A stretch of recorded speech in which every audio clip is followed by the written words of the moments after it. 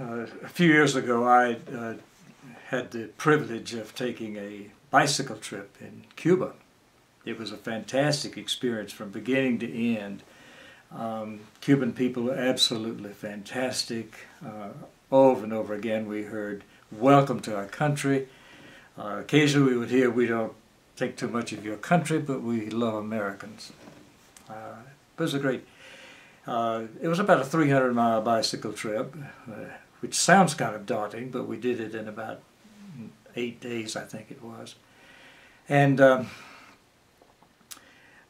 for sleeping arrangements, we slept 2 by 2, and they put the oldest and the youngest together. I was about 70 at the time, and my roommate was a young guy, about 21, I think.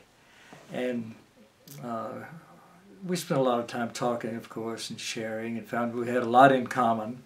But one of the things we talked about was communication.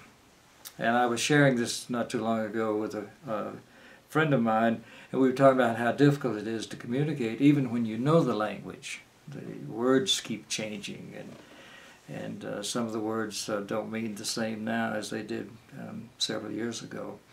But in this case, I was apologizing to Matt. I said, I really feel bad, embarrassed, because I don't speak Spanish. It didn't bother the Cubans that much because they were so polite. It just meant that I missed out on a lot of stuff, and I had tried to do a little learning of Spanish before we went, but that didn't work too well. And so we talked about this for a while. I got up the next morning. We're on our bicycles.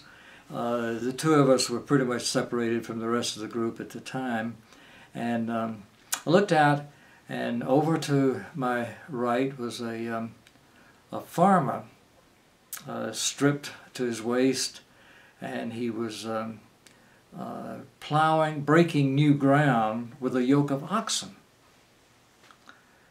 And I waved at him and said hello in Spanish, and I'm not sure if he ever saw me or not. He saw me, I'm not sure if he heard me or not, but